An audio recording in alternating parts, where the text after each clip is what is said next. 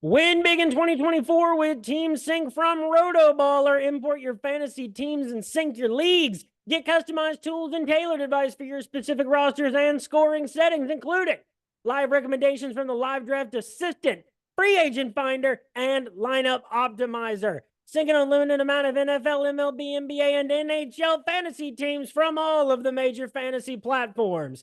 Get a discount for any premium passes with my promo code Knuckler. Just visit rotoballer.com/radio and start rotoballing like a boss. This podcast is also brought to you by Parlay Play Fantasy Sports. Use my referral code RotoBrady. Get that sweet, sweet deposit bonus. They got free contests, paid contests coming to a state near you. They're giving out boosts and slashing lines all day long. Check it out. It's a unique platform. And what is up, everybody? This is Brady Grove bringing you episode 137 of RotoBaller's official MMA podcast. Tap that. We've got UFC 302 this weekend in Newark, New Jersey. There's a little bit other, combat sports action this week. Follow me on Twitter at RotoBrady. That's where I make picks for all major MMA organizations, boxing events, all combat sports. Check it out and follow, like, subscribe, tell your friends about @Tap That MMA podcast on YouTube, Facebook, and Spotify. With me tonight, he is a frequent guest co-host on Tap That. Excited to talk about the main event in particular. Give it up for Connor Bone Sloan. Connor, how's it going tonight? Going great. Thanks for having me on again. We got quite a card coming up. Dude, the other day when Dana was dropping all the fight announcements, what was your reaction when you heard that Nick Diaz is fighting Vicente Luque?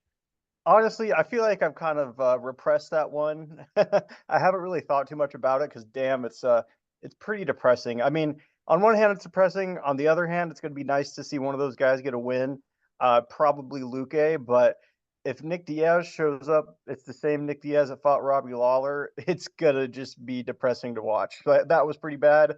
This could be worse. Oh my God. I like, it'll sell. Like, it'll be a big deal. But against Vicente Luque, like, that's a tough one, man. Like, you'd really have to, like, I know Luque took some losses that we didn't think that he would, but like, that is really like quite a leap for Nick Diaz to go in against like a guy who has been a super relevant welterweight.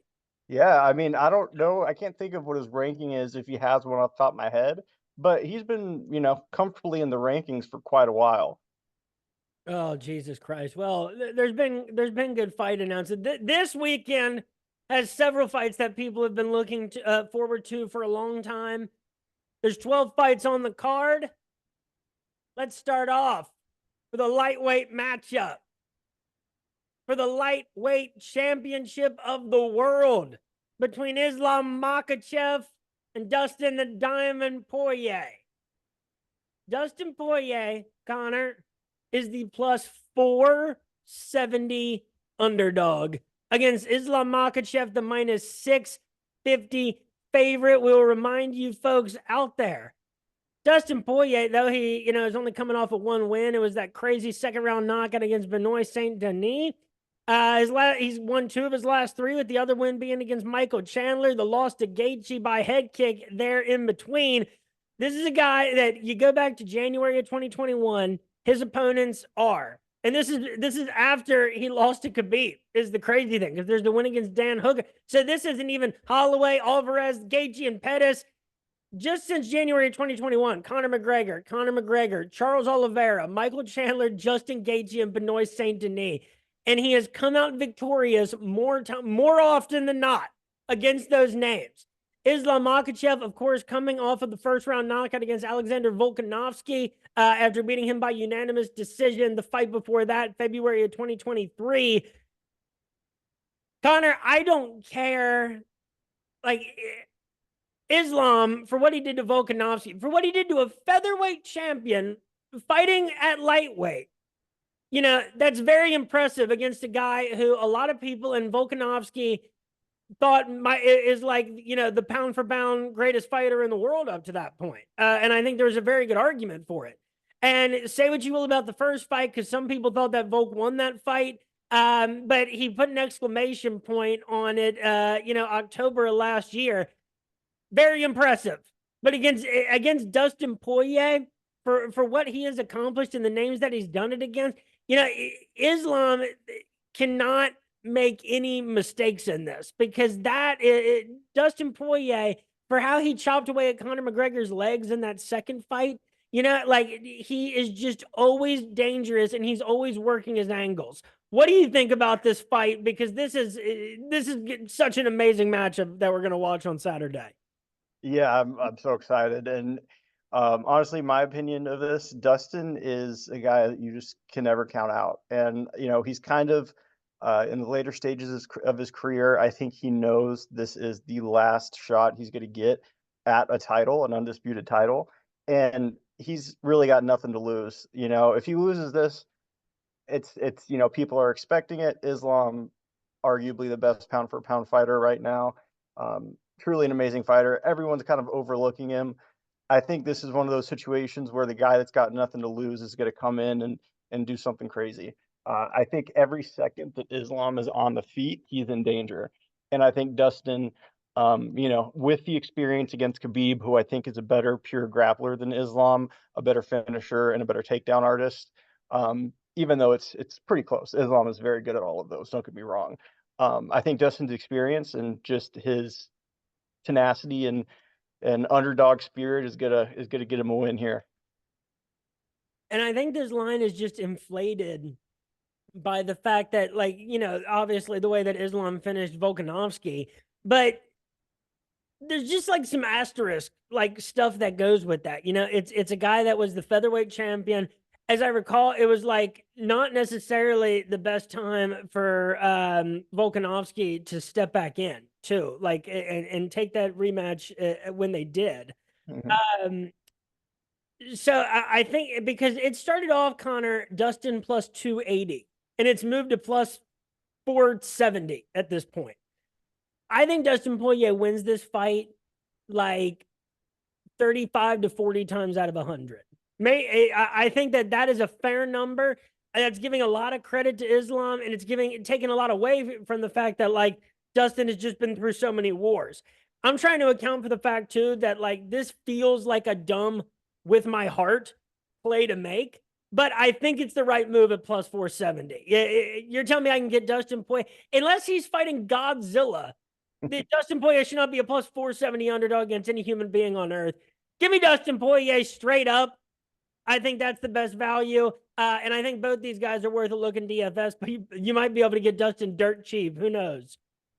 Yeah, I completely agree. And I mean, I think Dustin at plus 470, like you said, against anybody is just ridiculous. And my brain says Islam will probably win this. Just on paper, it makes sense. But I think I'm right there with you. My heart might be influencing my decision. But plus 470, Dustin against anybody, I'm taking that all day. I like possibly, putting some money on just Dustin outright winning, but I don't know, maybe throw a few bucks on round 2 or round 3 KO. Those odds are pretty crazy. I think if Dustin wins, a KO is probably his most likely route, or a guillotine. If he gets a guillotine, can you think about how crazy that would be? He wins the title with a guillotine, his most famous submission that he's never hit before. Dude, I just keep thinking about like it makes me feel like it's the wrong thing to do because every time I think about how crazy it would be if Dustin pulled this off, I'm just like, nah. It very rarely works out that perfectly. That's like some Bisping shit. And it's not even necessarily the same thing. It's like it very rarely works out the way that like our imaginations dream up the perfect thing. But that could be it. Yeah, I'm pretty sure I also commented somewhere on Reddit that if Dustin gets a guillotine against Islam, I would eat like 3 mayonnaise sandwiches or something, and like something else. I can't remember exactly, but I will hold true to that. Dustin gets a guillotine, I'll eat whatever gross thing that I put that I would. Oh my god, dude. Why are you writing those checks that I guess you're willing to cash, but no one asked you to do that. Uh, Makes things interesting. and I know you're gonna have fun talking about this one too. It is the co-main event. It is 5 rounds at middleweight between Sean Strickland, the minus 258 favorite, and Paulo Costa, the plus 210 underdog. I'm right that it's 5 rounds, right? I don't know. I feel like it's not, but I could be wrong about that. Yeah, it's 5 rounds. Okay, that's good. That's interesting. That changes the dynamic a little bit, I think. Sean's got really good cardio. I don't think Costa has bad cardio. I think he's went 5 rounds with like Marvin Vettori, which is he's a hard guy to go 5 rounds against. But yeah, that makes it a little bit more interesting. What are your thoughts on this one? So Paulo being the plus 210 underdog. The thing is, I don't see that like just Paulo on his own against Robert Whitaker. I think that that's a bad matchup because you're just gonna get like out hit and out volumed, and you're like your power might be a little bit better, but like the other guy is so effective with all the strikes he hits you with. But I don't see like too many ways that Paulo is super different from Dreykus sometimes in the way that he does his damage. I think that that's where a danger could lie for Sean is if Paulo can keep the volume, at a good rate. I think Sean's style naturally and the place that he's in his career is much better suited for 5 rounds. So like Sean by decision is probably the most natural like outcome of victory to me. I think that like I, it's just we get like such a weird sample. Like Sean Strickland, I have no idea where that dude's head is at ever, but like no one ever has, and so it doesn't seem to be a problem. He's just had like a weird, year since, and it's not even been a year yet. Unbelievable that he beat Israel Adesanya. And then the whole thing after the Dreykus fight and anything that he's got going on, it just makes you like wonder. But that Dreykus fight, if you had given the decision to Sean, it wouldn't have necessarily been a wrong decision. I thought Dreykus won, and I know that it split the internet, but I think that like Sean Strickland very well could have been a one-time defending middleweight champion. Paulo coming off the loss to Robert Whitaker, it was all right. His last win since August of 2019, Connor, is against Luke Rockhold, August of 2022. A fight that didn't look good because it was at altitude, but still.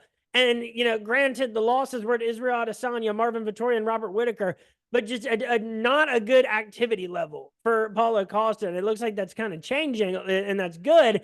Um, I just like, there's very little for me to look at with Paulo and say that he does come out on top in this. So I think that Sean Strickland probably wins this fight like 80 times out of 100. And I think Strickland by decision, just walking him down and Paulo not being able to get off a good volume of striking while still probably landing some good shots. Sean by decision is plus 150. That's where I'm going.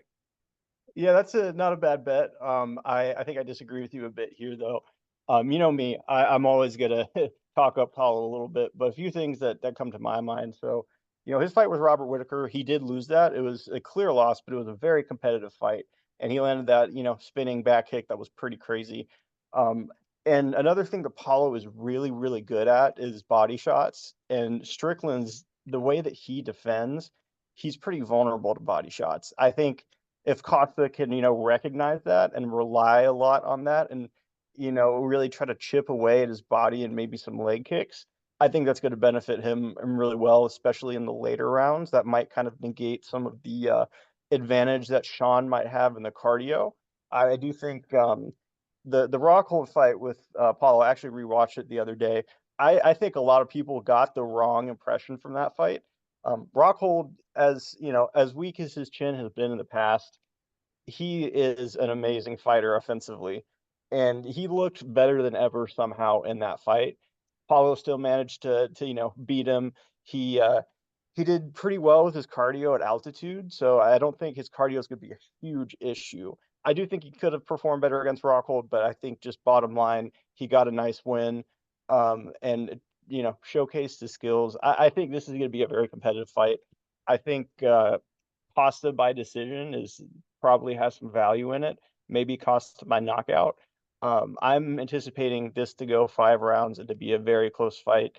Maybe split decision. Maybe similar to Dreykus and your comparison Dreykus to Paulo. I kind of get it, but at the same time, I think Paulo is a more fluid striker. I think Dreykus, he has a really weird style. I think Paulo can put combinations together a little bit better and can probably get his jab going more effectively against someone like Sean. But, can't overlook Sean. He's a very technical fighter. He's not, much of a finisher, but I think that makes it kind of an interesting matchup. Well, then I would also throw out to you, with that stylistic comparison of Paulo to Dreykus, what do you think's a better style for beating Sean Strickland at his game? Do you think it is a fluid style, or do you think it's an unusual style? Because Sean has such an unusual style that it is a puzzle, that Israel Adesanya couldn't figure out. But Dreykus just moves like a giant thumb almost. The way he like moves, it's almost like he's like a it is like he almost like moves like a gyro, like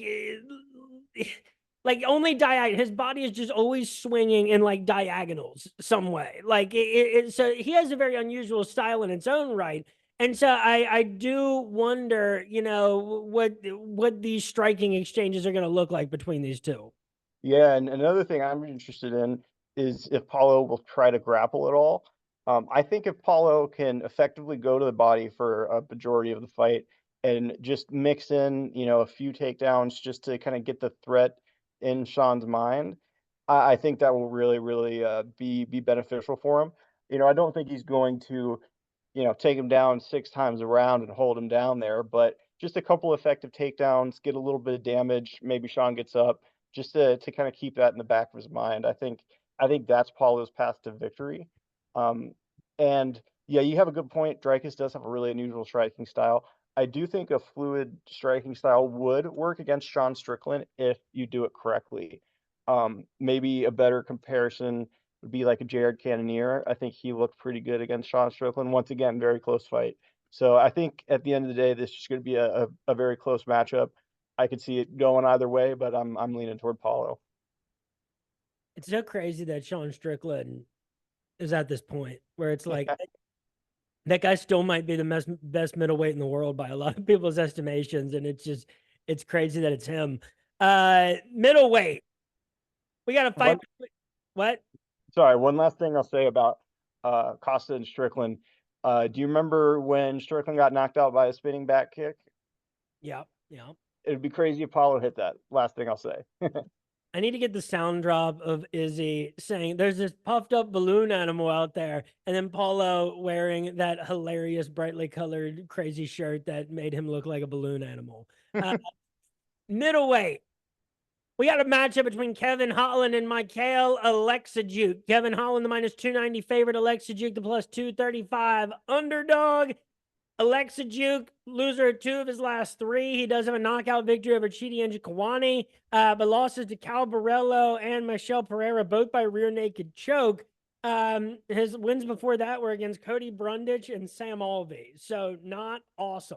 Kevin Holland, love Kevin Holland, called Big Mouth. He is the winner of 2 of his last 4, but he's lost 2 in a row. He lost that fight to Jack Della Maddalena, which was very close. It was a split decision loss. He outstruck him 127 to 105. And then, in what really wasn't that crazy of a statistical fight, but he just looked so hampered and frustrated against Michael Venom Page when we last saw him March 2024.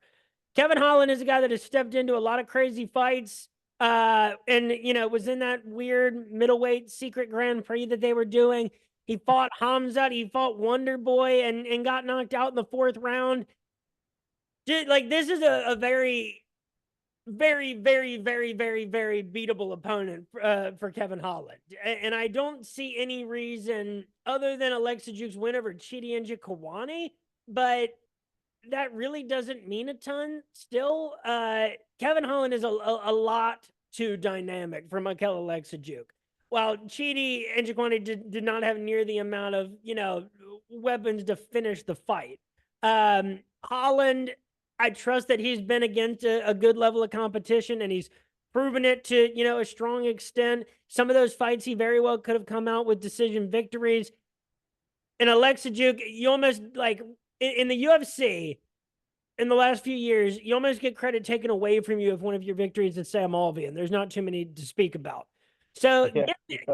I think Kevin Holland wins this fight like 80 to 85 times out of 100. I think Holland inside the distance at minus 110 is the way to go. What do you think?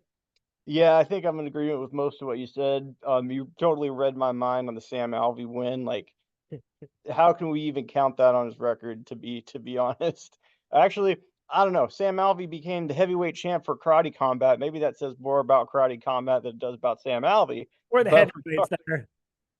regardless, I do like Kevin Hall in this one. I think his last fight against MVP probably really, really pissed him off because he just really couldn't get anything going. I can't imagine how frustrating that is. It's someone like MVP. Just there's no one else that fights like that really in the UFC. Maybe you could compare Wonderboy a little bit, but Wonderboy doesn't have the length that the MVP does. So maybe similar fighting style, but totally different opponents. I think Kevin Holland's that's just going to kind of light a fire in his ass. He wants to win. This is a winnable fight for him. I like him inside the distance too. And really, I'm not concerned about it being at middleweight for Holland. Like looks like he is a middleweight. When he's a welterweight, he looks like a gigantic welterweight. So that really doesn't concern me. And yeah, speaking of MVP, getting a United Kingdom super match between him and Ian Gary, that's something to look forward to. At welterweight, we got Nico Price and Alex Morono. Alex Morono is the minus 258 favorite. Nico is the plus 210 underdog. Nico Price, loser of 4 of his last 6 fights. There was the no contest with Donald Cerrone back in September of 2020. Coming off 2 straight losses by knockout to Phil Rowe and Robbie Lawler. Robbie Lawler put him away real quick in a retirement fight. He has the win against Alex Oliveira October of 2021. Damn, and then you got to go back to a fight against James Vick, October of 2019 to find a win for Nico Price. Alex Morono, winner of 2 of his last 3, with wins over Tim Means and Court McGee. Morono got the unanimous decision in that fight, and it was a fight that he really had to work his way back to win, I believe 29-28, because I know I had money on Morono in that fight by decision, maybe even by knockout.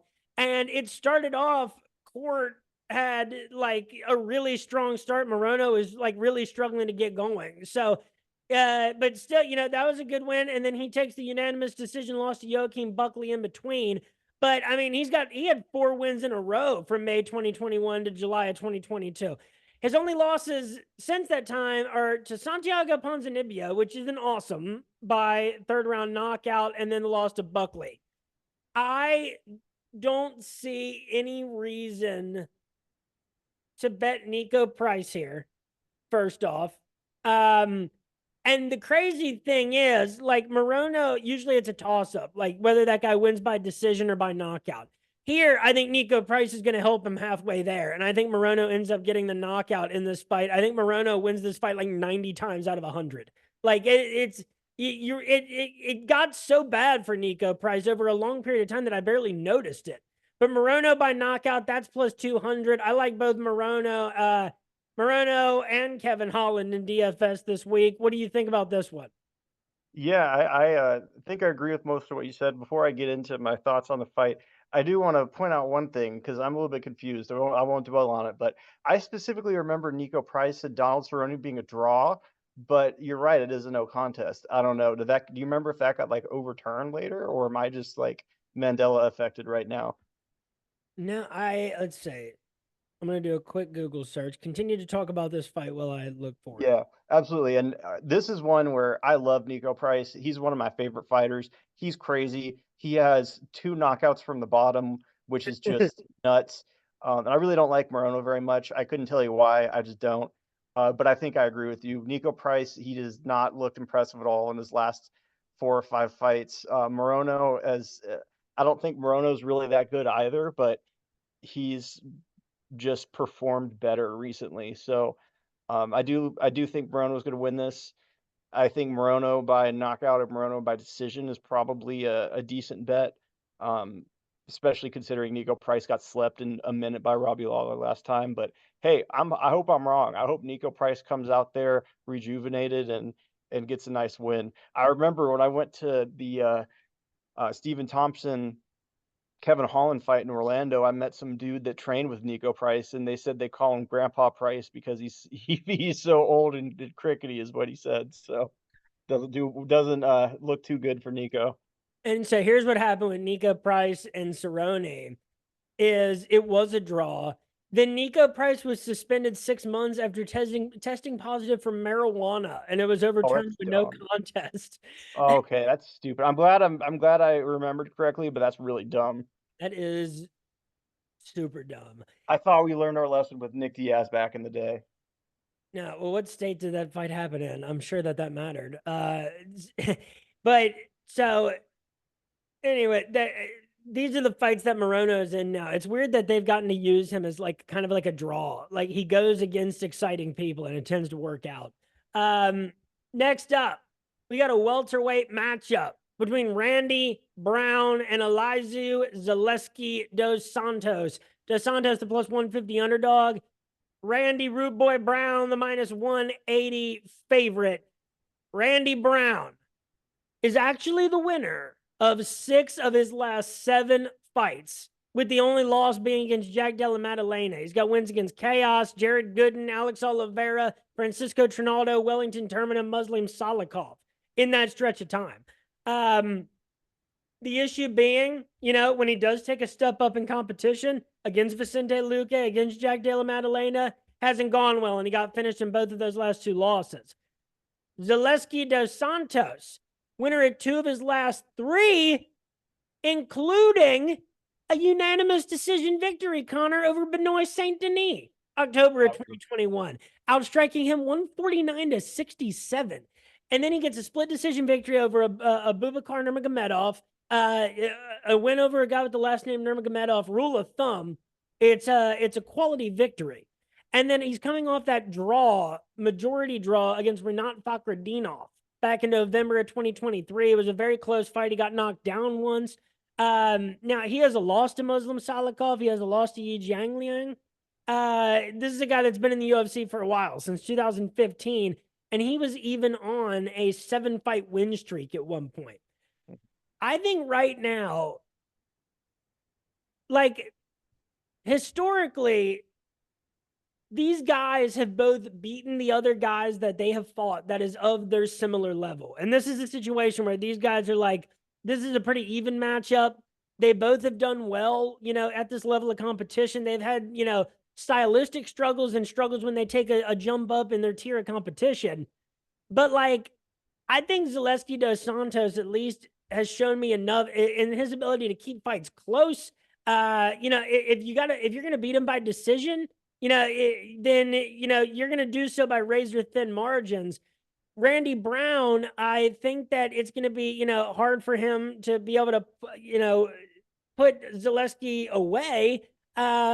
His decision victories, it's relied on a lot of volume. And I think Zaleski is a very well-rounded dude that I think is going to give Randy Brown problems. I think Zaleski dos Santos wins 45-50 of these out of 100. Smack plus 150. And I like the fight to go the distance. That's minus 125. Zaleski dos Santos by decision, that's plus 350. Yeah, this is a pretty interesting matchup. I think Dos Santos may struggle a bit with Randy Brown's length, but I do think that it is a step up in competition for Randy Brown, just relatively. Maybe not as much as some of his other fights in the past, but man, just thinking back to that Benoit Saint Denis fight, which Benoit Saint Denis he moved up and weight for that. Pretty sure he took it on short notice. It was his debut in the UFC. Man, that was a brutal fight. Like brutal to the point where I bet Dana was like, get him to the hospital right now after the fight. That fight should have been stopped many times, and it wasn't. And man, Dos Santos just looked like an absolute killer in that one. So it's hard for me to look past him against anybody with with what he did to Benoit Saint Denis. That was just crazy. So I think he's a very live dog here, and I like him at plus 152. I say just take him straight out. Maybe don't put Dos Santos by KO or by decision. But if you do, I like by decision too, or maybe even by KO, because Randy Brown, he's been knocked out in the past. So I think Dos Santos may have the power to put him away. But I think Dos Santos still might struggle a little bit with his length. Overall, I think it'll probably be a close fight, but it's a pretty good matchup. And that also reminds me of another point about Zaleski is that of the two, the win against Benoit Saint Denis is the best win that either of them have on their resumes. And that shows me that I think Zaleski is capable of a higher ceiling than Randy Brown, even though he has a loss to Muslim Salikov. That was a split decision fight, and it was very close statistically. Yeah, Next, and I no, think even the draw against Renat Fakhrahedov, I don't know how to say that. I think even a draw against him, that's impressive. He's a really good fighter. We saw what he did to Kevin Lee.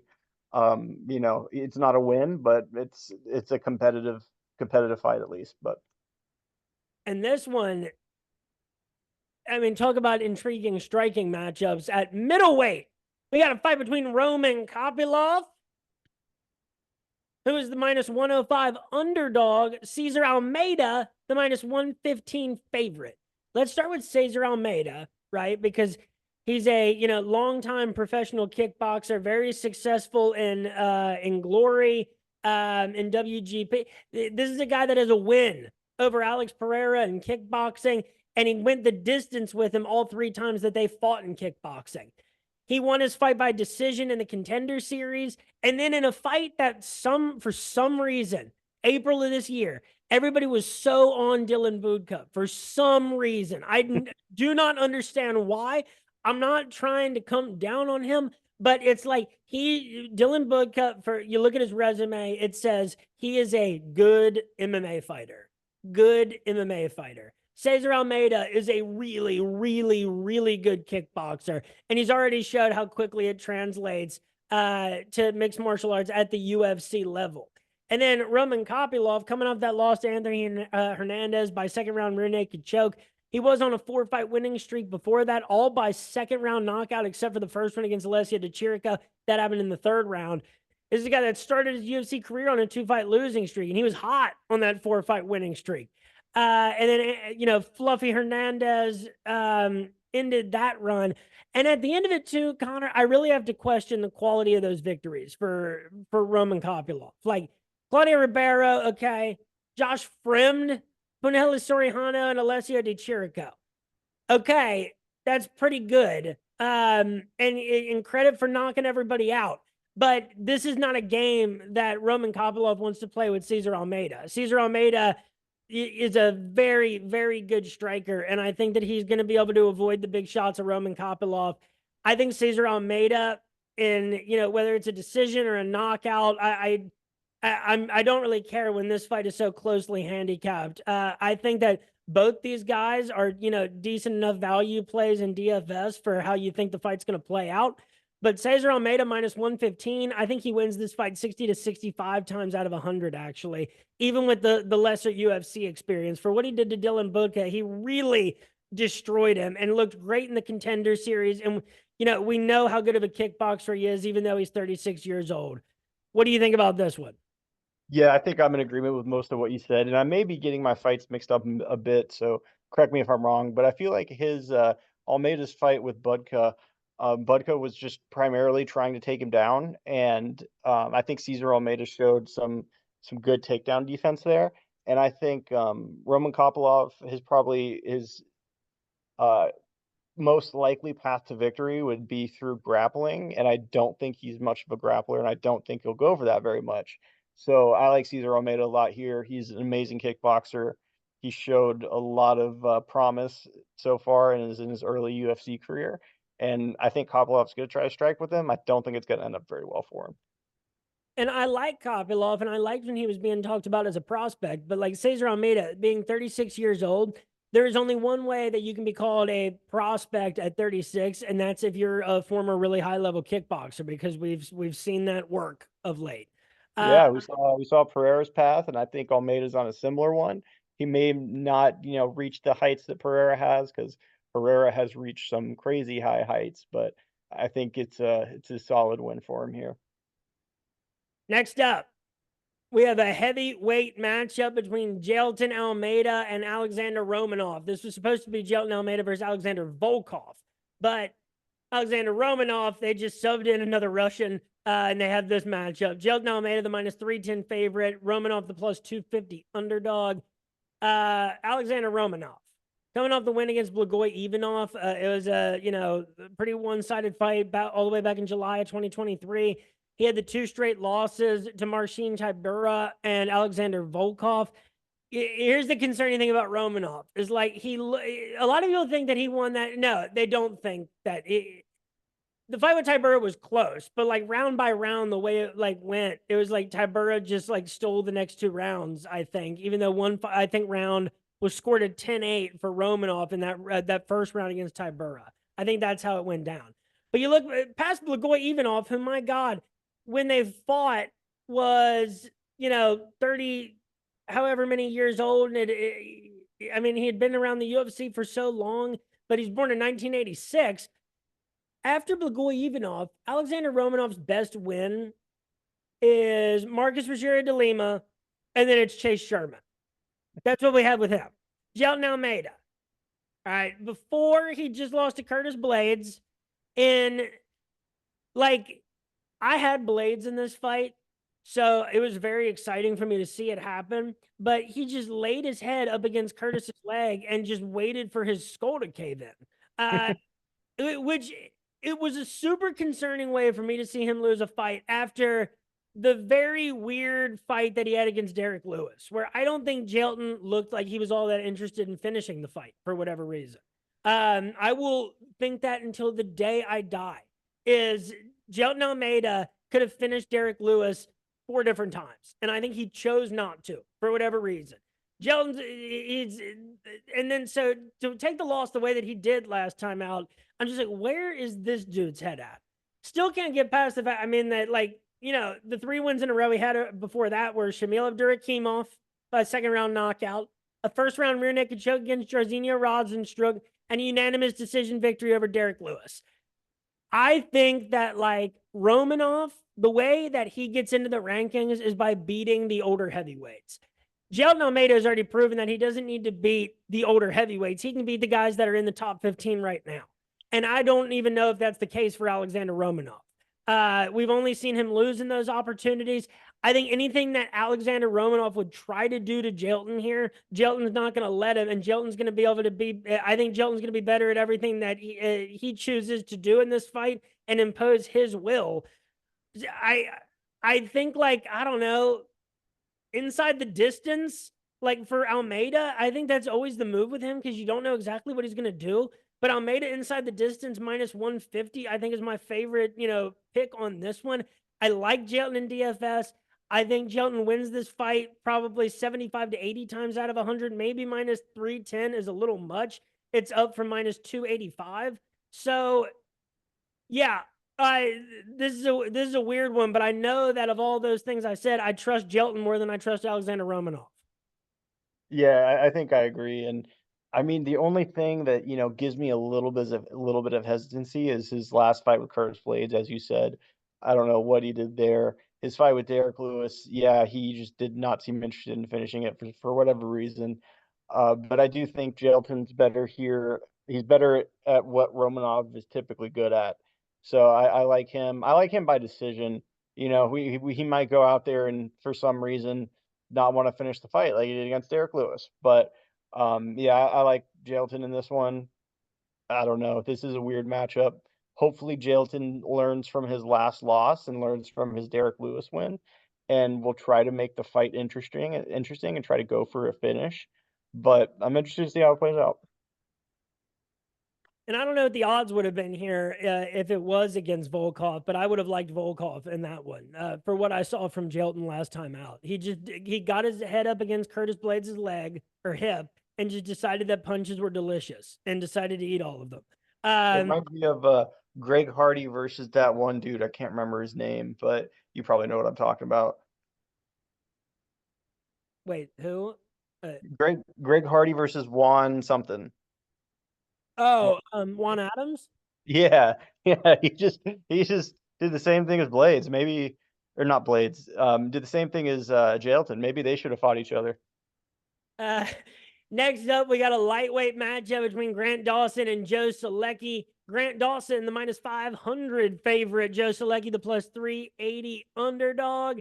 Dawson, winner of 3 of his last 4 against Jared Gordon by rear naked choke in the 3rd round. Mark Madsen by rear naked choke. And Damir Ismagulov by unanimous decision. He is coming off not a unanimous decision, a unanimously devastating knockout loss to Bobby Green, October of 2023. A fight that caught a lot of people by surprise because Grant Dawson was being talked about as a future title contender at lightweight at the time, and it was quickly derailed. Joe Solecki, born in 1993, is a year older than Grant Dawson. Winner of 6 of 8 fights in the UFC. He's won 2 of his last 3 against Alex De Silva by majority decision, even though he got knocked down in that fight. And he got a rear naked choke victory over Carl Deaton. He's coming off a 1st round knockout slam loss to Drakkar Klose December of last year. He does have a win against Jim Miller back in April of 2021, beat Austin Hubbard. I don't want to get too thrown off by what happened to Grant Dawson in the last fight. If this fight is going to happen on the ground and is going to, whether this is going to be a mixed martial arts fight where, I think a good amount of it is going to be spent in all different departments. And I think Grant Dawson is better equipped to succeed in all those different departments. If they're grappling, I like Dawson. If they're striking, I think it might be close, but I think Dawson's the one that's going to land the more effective strikes. There's a reason that this one is minus 500 and it started off at minus 250. So I would go Dawson. I don't know. I guess you'd go like Dawson by submission plus 300. I think that is the better value than Dawson by decision minus 120. Yeah, I definitely agree. I think Grant Dawson's last fight, hey, sometimes you just get caught. And he got caught. Bobby Green. Yeah, Bobby Green's, he's a good striker. You could say a lot about him. Sometimes his defense isn't there. Sometimes, he doesn't perform as well as maybe he should, but he's a good striker. He's got good hands, and you just get caught sometimes. So I think Grant Dawson wins this. I like Grant Dawson by submission a lot. So yeah, I think I'm on board with you. I think Dawson wins this fight probably. I don't think it's minus 500. That's kind of crazy, but I think Dawson, like 70 to 75, maybe 80 times out of 100. I think that's reasonable. Did you say Dawson by submission was plus 300 or is it minus 300? Plus 300. Shit, I'm taking that all day. I'm going to put some money on that here right now. Decision is minus 120. That's crazy. I'm taking Dawson by sub. Absolutely. Next up, we got a welterweight matchup between Phil Rowe and Jake Matthews. Phil Rowe, the plus 136 underdog. Matthews, the minus 162 favorite. Phil Rowe, winner of 3 of his last 4. He has a win over Leon Shabazian on the Contender Series also. Those 3 wins in a row all came by knockout after the 1st round against Ryan Sosay, Jason Witt, and Nico Price, December of 2022. Unfortunately, December 2022 is his last win. He's coming off a split decision loss to Neil Magny. June of 2023, a fight where he outstruck Magny 34-29 and got the 1 takedown to Magny's 0. Jake Matthews is actually, if you can believe it, okay, Jake Matthews first fought in the UFC in 2014. Jake Matthews was born in 1994 and is 4 years younger than the Fresh Prince Phil Rowe. Jake Matthews coming off the loss to Michael Morales by unanimous decision. His last win was July of last year with a 2nd round rear naked choke against Darius Flowers. Losses to Matthew Smellsberger and Sean Brady in there. It's just weird because you go 3. This isn't the concern with Jake Matthews. You got beat by Smellsberger statistically, thoroughly. You got beat by Sean Brady and subbed in the 3rd round. Your last 3 wins are Darius Flowers, Andre Fiallo, and Diego Sanchez. September 2020, you go 3 wins back for Jake Matthews. It's crazy. The weird, this is a guy that's done mostly winning in the UFC, but they've never elevated him past a certain point. And he's never elevated himself past a certain point. Phil Rowe, though, Phil Rowe has done quite well for himself. Jake Matthews hasn't been knocked out since he fought Kevin Lee, but I don't know on this one. Like, I know I'm supposed to like Jake Matthews here, but I can't figure out a whole lot why, other than like just his place in the UFC for so long. Phil Rowe has an 80-inch reach. I think he can reach Jake Matthews. I think that it is very reasonable here to go Phil Rowe plus 136. I think this is about a 50-50 fight. I might even give the edge to Phil Rowe for the fight that he's coming off with Neil Magny. And Rowe by knockout is plus 450. What do you think about this one? I didn't expect that this would be such a tough one to talk about. Yeah, I think the odds are kind of weird here. I think Jake Matthews' best wins, Andre Fialho, Diego Sanchez, they don't impress me very much.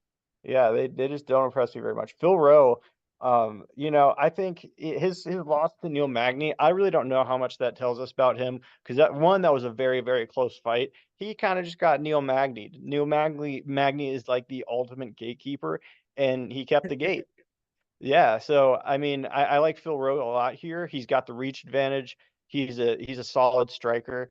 I think he's going to be able to piece Matthews up. I like him by a decision maybe, or by knockout at plus 450. I like that a lot too. But since he's an underdog, I might just go straight Phil Rowe and try to get some plus money there. Let me see if there's been movement on this. Phil Rowe. Come on. Okay, let's see what Jake Matthews. It's not loading for some reason. Let me refresh once. We'll try this one more time before I call it and move on. Phil Rowe. It will not load the line movement, but it just seems. I feel like it's a trick, but I like nothing about that makes sense to me. So it makes me nervous, but like I have to dive into that and think that what we're saying about Phil Rowe is the way to go. Rowe is the way to go. I think the real question is Rowe going to make weight? Yeah. Yeah, that is an important question. But next up, welterweight. This is a fun matchup anytime that Mickey Gall is involved. He's the plus 310 underdog to Basil Hafez, the minus 395 favorite. Let's talk about Mickey Gall first. Mickey Gall, arguably, like, his last two losses are to Mike Mallet and Alex Morono. His last 3 of 4 losses, the other one was to Mike Perry by unanimous decision, and what actually wasn't like, it was a clear Mike Perry win, but like, you just expect Mickey Gall to get like mauled alive in that, and like, it's not necessarily how it went. Here's the thing for Mickey Gall is, let's all be real honest. All right, he had 2 wins in a row. It was CM Punk, and it was Sage Northcutt after he beat Mike Jackson. After he beat CM Punk and Sage Northcutt, no one ever forgave him for that.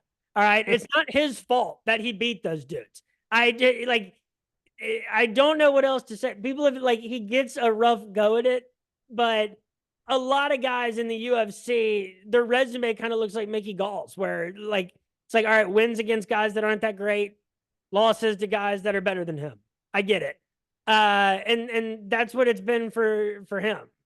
Basil Hafez lost his UFC debut July last year by split decision to Jack Della Maddalena, despite getting outstruck 83-32 and getting 3 takedowns to 1. So, Maddalena just tuned him up on the feet and still ended up a split decision. Hafez, 8-4-1 as a pro. Hold on. 8-4-1 as a pro. 32 years old. 4 wins by submission, 1 win by knockout, 3 by decision, 4 losses by decision. Before he came to the UFC, he was in Fury FC. He was their welterweight champion. Oh, God, man. How the hell do I predict that? Like, I guess you got to go the Fury welterweight champion over Mickey Gall, I guess. Like, but like, I don't know. This is another tough one to go. You said you have a very strong opinion on this one. Yeah. I don't like. I think you have to go Hafez, but like I think it would. I think it's kind of crazy that Mickey Gall is at like plus 310. I think that number balloons a little bit when you just account for like that's a dude who just gets a lot of hate. Yeah, I mean, I think I'm taking Hafez all day in this. Mickey Gall, 2 of his 7 wins are CM Punk and Mike Jackson. Honestly, it should be a crime to fight those 2 back to back. Like those are the biggest gimme fights in the UFC. And no hate to CM Punk, he gave it a shot. It wasn't for him, but respect for getting in there. Mike Jackson, on the other hand, fuck Mike Jackson. He's just an idiot. So, okay, that's all I'll say about that. I'm taking Hafez all day in this. To me, he looked impressive against JDM. He did get outstruck, but that was his debut on short notice against a very promising prospect. And like you said, it was a split decision. He made it a very, very competitive fight. I don't think Mickey Gall is going to have anything for Fez here. I think every second's on the feet. Hafez is going to have way more power. He's going to piece him up. I think Hafez has a small advantage in the grappling. Mickey Gall, for as much as I don't like him, he is a decent grappler. I'll give him that. But I just don't see any way Mickey Gall gets a win here. And I think Hafez gets this win like 80 times out of 100, maybe 85 by decision. That's plus 165. I think that's where I'm going on this one. Connor, are you going to get out of here now? Yeah, appreciate you having me on. This is a great card. I'm looking forward to it. Connor Bone Sloan, everybody. Gonna be fun reacting to these after UFC 302. We got 2 fights left on the card. We now go to a women's bantamweight matchup between Eileen Perez and Jocelyn Edwards. Eileen Perez, the minus 185 favorite. Jocelyn Edwards, the plus 154 underdog. Eileen Perez coming off 2 straight victories, both by unanimous decision against Ashley Evans Smith and Lucy Pudilova. It was a really nice victory against Pudilova, 42 strikes to 20, 2 takedowns to 0. She did lose her debut to Stephanie Edgar, which isn't, awesome, but it's been a nice recovery for Eileen Perez. Eileen Perez. Jocelyn Edwards, she too has a win over Lucy Pudilova by split decision. She got taken down twice by Lucy Pudilova. Here's where I'm coming on this one. It was a good win for Jocelyn Edwards when she beat Yi Jiang Kim. It was a good win against Ramona Pascual. But I don't think Jocelyn Edwards is going to be able to stop Eileen Perez from slowing the fight down and controlling her in the grappling, of which Jocelyn Edwards is not good at. And Eileen Perez, probably wins a similar fight as she has her last couple, where there's not a lot of strikes thrown, but she lands more of them because she's the one in control. And I think that this is a good situation for that. Jocelyn Edwards is not going to land 100 strikes in this fight. If she does, it's a fight that she's winning. But I think that's a reason to like Eileen Perez. This number was at minus 250, and it's down to minus 185, which I think is really good. Eileen Perez by decision minus 105. I think she wins this fight like 75 times out of 100. And last but not least, starting off the evening, we will have a flyweight matchup between Andre Lima, 8-0 undefeated, against Mitch Raposo, 9-1 of the Ultimate Fighter and the Contender Series. Andre Lima was supposed to fight Hyun Seung Park, and Andre Lima was supposed to fight Yamjargo Tumendembarrel. So both those matchups fell through. In comes Mitch Raposo. Raposo, the plus 220 underdog. Lima, the minus 270 favorite.